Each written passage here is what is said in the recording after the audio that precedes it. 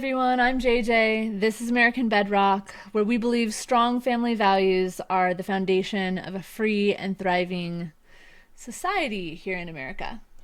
Uh, I have a better setup than last time.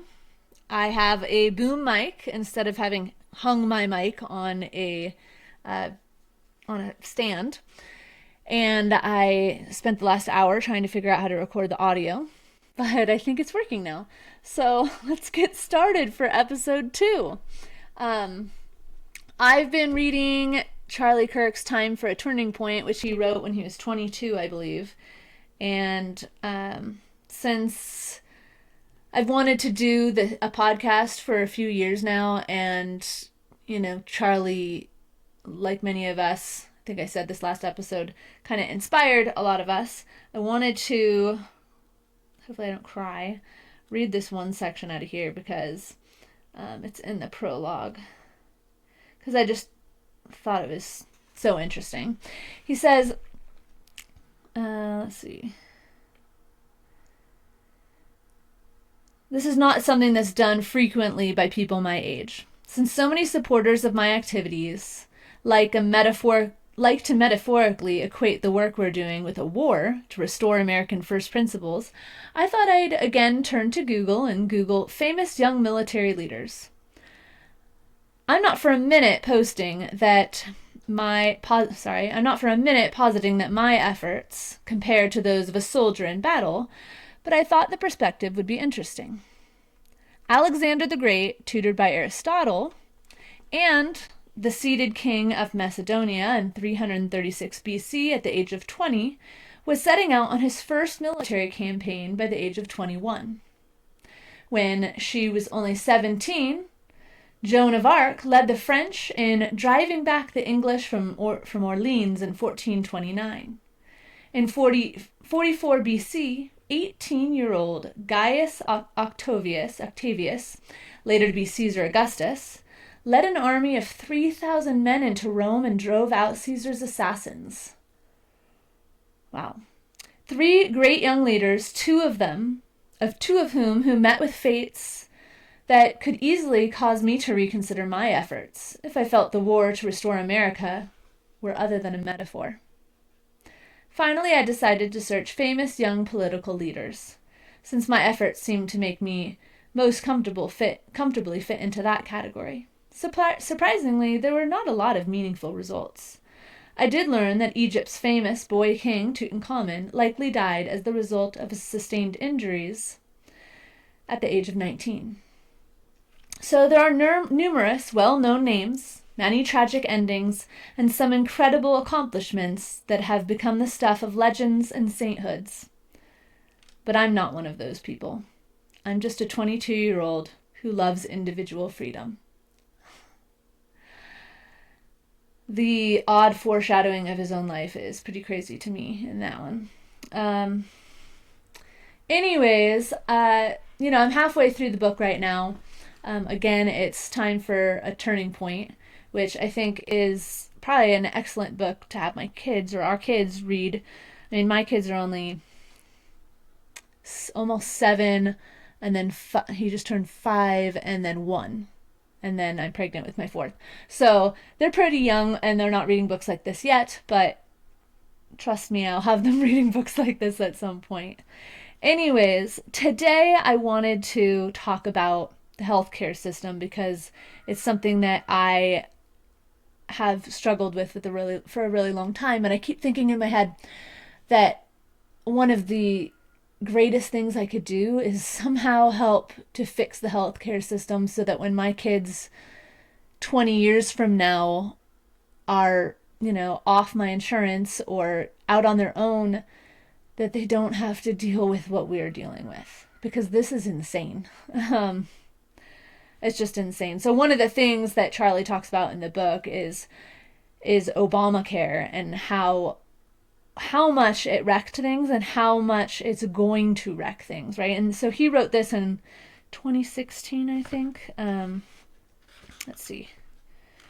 He wrote this in 2016. So I'm not as well versed in it as as Charlie was in the book, but it essentially takes the free market out of healthcare and puts it in the hands of the insurance companies and big pharma and the government. Great, right? So I'll just tell you a little background of my story that's going on. So during COVID 2020, my husband, I was pregnant with my second, and I quit working because I was only working 1 day a week at that point, but I quit because I didn't want to wear a mask at work, and I wasn't going to get the shot. I was pregnant. So I quit working and just stayed home altogether at that point. My husband was working as an electrical engineer at a small company in Boulder, Colorado, and they came out and said that everybody working for them was a contractor for the government, and Biden made a mandate that said everybody who's even a contractor, even if you're a window washer, has to get the COVID shot. My kids are doing a wagon ride in the backyard. So anyways, he decided, he waited until the last minute, and finally they said you either get this shot or you don't. And so he said, no, I'm not going to do it. And even though he was working from home in this office, he decided not to get it, and they laid him off after 10 years of working for the company. So that was a big shock to us because now we both didn't have jobs. But I mean, it was certainly the right move in the end. Look at this, a bug. Let me get this out of here. Hold on. Just so that you can see there. No, shit. There really is a bug in here. Okay. Give me a sec. Let me throw him out.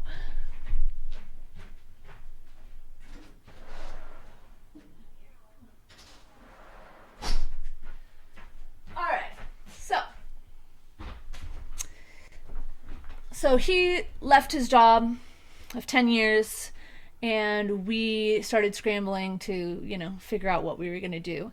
And we started our own business, and that has been going pretty well. But because we left his job, and that's where our insurance was from, and we didn't have a job for a while, so we had no income, we were eligible for Medicaid. And so pretty much when you have Medicaid, you can get treatment anywhere practically for free. Sometimes you have to pay $5. And I never got a bill ever. So wow, that's pretty amazing. Except for that everybody's tax dollars are paying for me, and I don't really feel comfortable with that. So we were kind of cheating because we started getting a direct primary care doctor because that was the best healthcare we could find, right? And we wanted the best healthcare for our family. And so we started going to this direct primary care doctor, and despite having Medicaid, they don't take insurance, right? So you still have to pay out of pocket, and I'm not sending the bills to Medicaid, so I'm just paying for it, and Medicaid's not paying for my health care at all, even though I had it. And so finally, they found out, and apparently, according to the law in Colorado, you are not allowed to see a direct primary care doctor if you have eligibility for Medicaid. So even though we were paying out of pocket and Medicaid was not paying for these doctors, they canceled us the day they found out. The doctors canceled us the day they found out because they would get in trouble if the state, I guess, found out that they were treating us. Even though the state wasn't paying any of it, and we were paying for all of it. It doesn't really make sense to me, but they sent me the law, and it says that I'm not allowed to see them. So they dropped us from our medical coverage with them. And so now, if we use Medicaid, we had dropped Medicaid. We do not have Medicaid anymore. But we are eligible for Medicaid because we don't have a W-2. We don't get paid by a company. And so therefore we are eligible for Medicaid. So get this. That's how it works. If it doesn't matter how much money, you could be a multi-millionaire in your bank account. Doesn't no matter how much money you have. You could be a billionaire. If you are not getting a W-2, you are eligible for Medicaid. So, from my understanding of that, even Elon Musk or Jeff Bezos would be eligible for Medicaid because they don't get a W-2. People who are super rich don't get W-2s. They live off of the money that they make from just their money growing on itself. Once you get enough money in the stock market or in cryptocurrencies or whatever, you start living off that and you don't have an income anymore. I mean, even if you run a business, you're not paying yourself most of the time. So that's a huge loophole in the system that I don't understand how so many other people don't know. It's completely broken, don't you think? I sure think so. Anyways, so fast forward to today, and I am pregnant, and I'm 19 weeks pregnant, almost 20 weeks pregnant right now. And I was gonna save this for another podcast. Maybe we'll talk about it again in the future. But for our first child, we found out at an 18-week ultrasound that he was going to have severe brain anomalies and facial issues. So we were young and we didn't know anything about raising kids. We didn't know anything about what we were going to do, and we didn't have a lot of money. And so we decided, I don't want you to think that I'm for abortion, but in that instance, when you're going to have a child whose just brain is non-functioning, yeah, I believe in abortion for an issue like that. So we had an abortion for our first. So I guess I have a slightly different perspective on abortions than a lot of people because I've been through that. I would never have an abortion for a child that was completely healthy. That's absurd. But in this case, we found out early enough and we made the decision to do it. Anyways, so for each of our children after that, we've always tried to get an appointment to make sure that we got that anatomy scan at 18 weeks, or even like up to 16 weeks, because they could see that big of an anomaly at that early of a stage. But this time around, maybe it's because Roe versus Wade got changed. They got rid of it, and so that it's in the state's hands. And maybe it's because Colorado, you can have an abortion up to like the day before birth. I don't really think there's any centers that actually do that, only because I have recently looked into it. But I went to make my appointment for my 18-week scan. They say 18 to 20 weeks is the best time to do the anatomy scan. And so we always try to hit 18 weeks. I couldn't find anywhere nearby. No, I couldn't find anywhere nearby. And a lot of places won't even schedule you until after 20 weeks. Which before, if you had done that, then you would find out about this anatomy scan and you would not have any option. Now, I guess they don't care if you have a late-term abortion and they want you to. I don't know. I don't know what the reasoning is, but for some reason, they won't schedule you until after 20 weeks. So I looked around the state and I found some place that was an hour and a half away, and we drove all the way out there to get the ultrasound at 18 weeks. And lo and behold, they didn't get any pictures of the face and no scans of the brain. So we are livid because we got a babysitter, we drove an hour and a half, We got the scans, and then the scans come back and don't tell us anything about what we really wanted to know. So I raced to go get new scans, and not a chance. If I want to get a scan right now in Boulder County, I can't get it until I'm close to 30 weeks pregnant.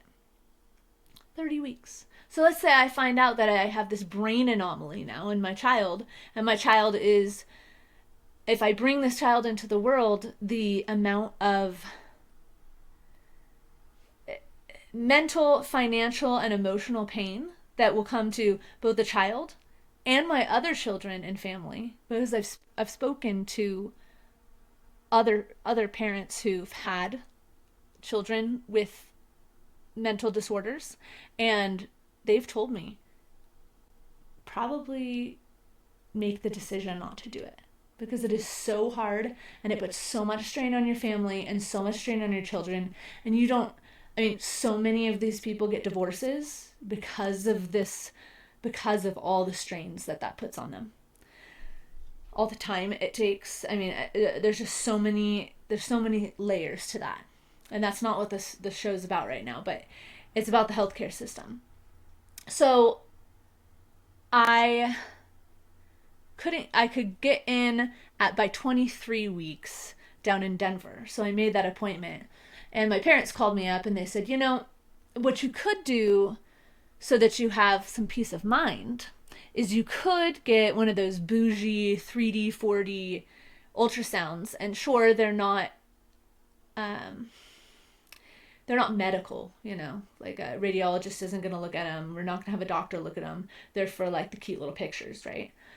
They're not really that cute, but maybe you think they are. I think they're kind of alien looking. But anyway, so we decided, yeah, we're going to go do that so that at least we, can have an idea if his face is intact. I mean, we never even got to see his face during the ultrasound. Not only was the ultrasound done and we didn't get the information we wanted, the woman didn't speak English. What on earth? And I've had many ultrasounds at this point. I mean, this is my 4th kid and my 7th pregnancy. I've lost 2 others, and then there was the first one. So she didn't let me see the ultrasound. She faced it away the entire time. In the last 30 seconds, she faced it and said, "See, there's baby." And it was insane. Yeah. I didn't get to see, so I didn't know. I had no idea, and it made me feel really uncomfortable. Anyway, so we went and we got this ultrasound, this bougie ultrasound, and turns out he looks perfect. So we're really happy to see that his face looks perfect and everything about him looks perfect. And so we're more comfortable now. But the healthcare system, how has it gotten so that I can't get into an ultrasound that should take place between 18 and 20 weeks until after 20 weeks, and then maybe even up to 30 weeks? It's absurd. I cannot understand it. And I called dozens of places and nobody could get me in, and nobody would get me in. And they said, even if you want to get into one of these appointments and put your name in so that you can get in the earliest as possible, there's already 8 people in front of you in line, and it never happens.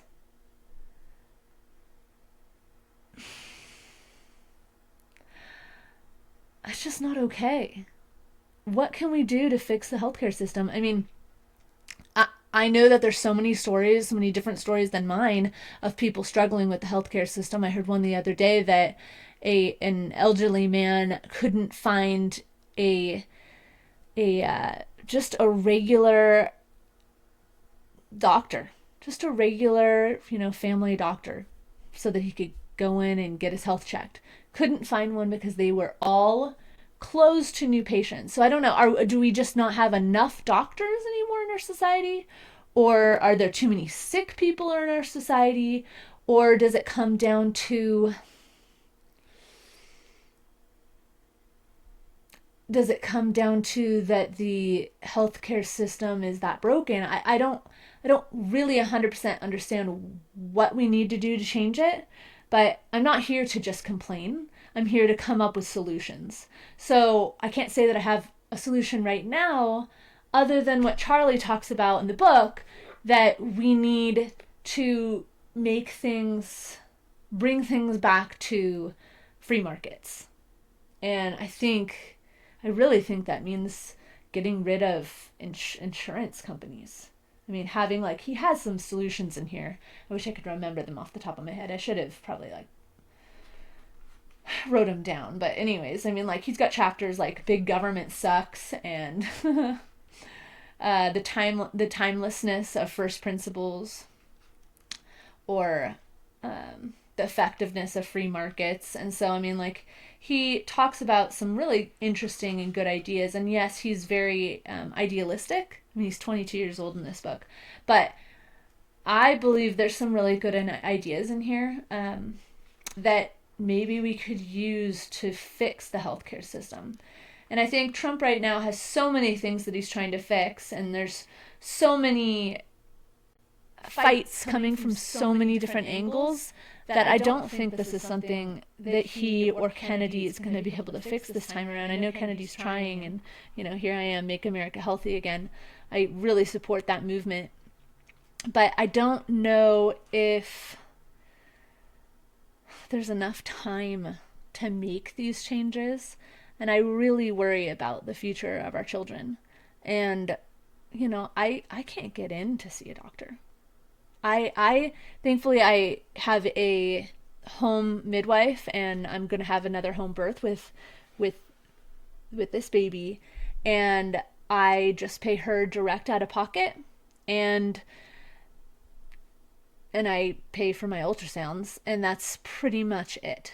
And so I don't have any crazy costs that all of a sudden show up. If I go to the hospital and have a baby, I mean, I don't know if it's going to cost $10,000 or $60,000.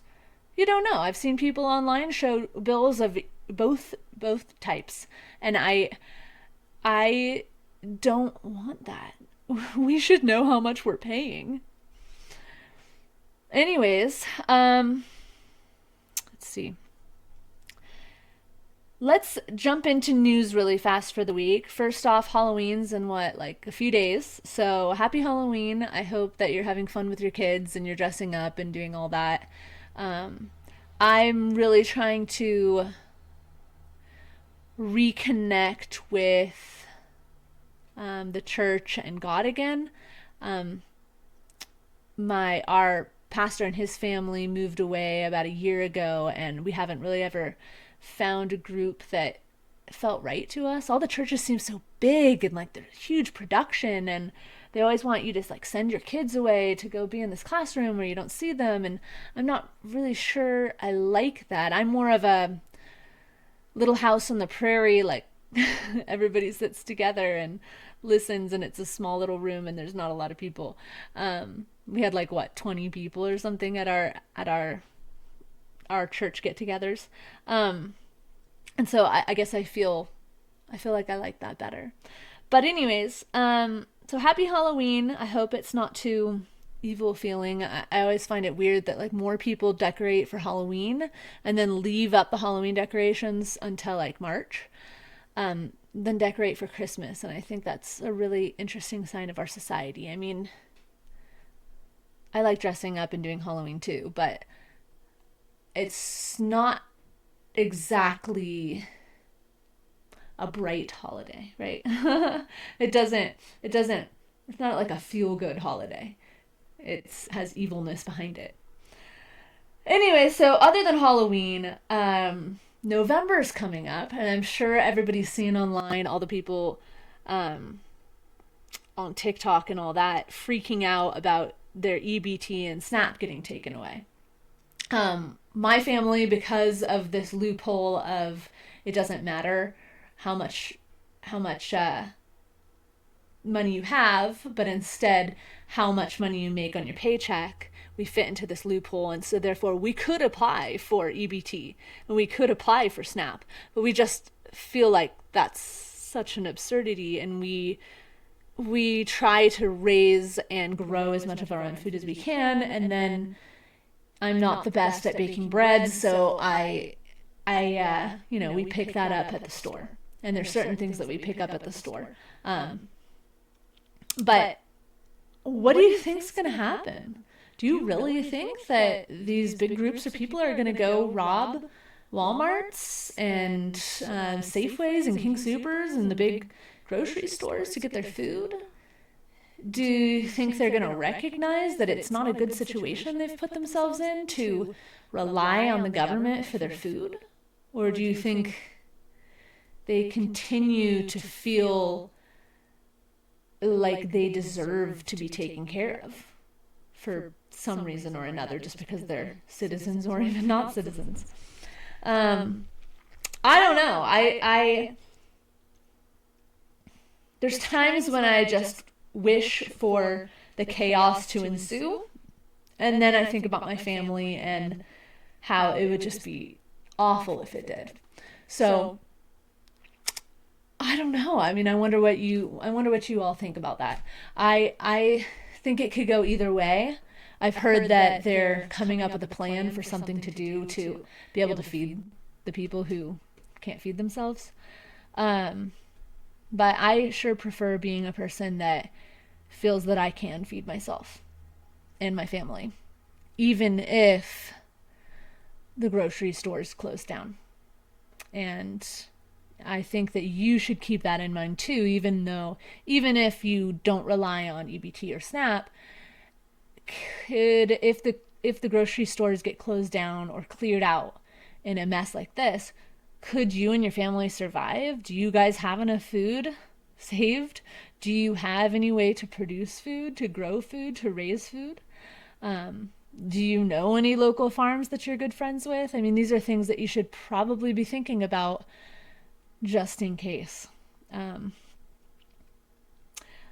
than that, I guess I will end it there with just reminding us all that family values, keeping your kids raised right,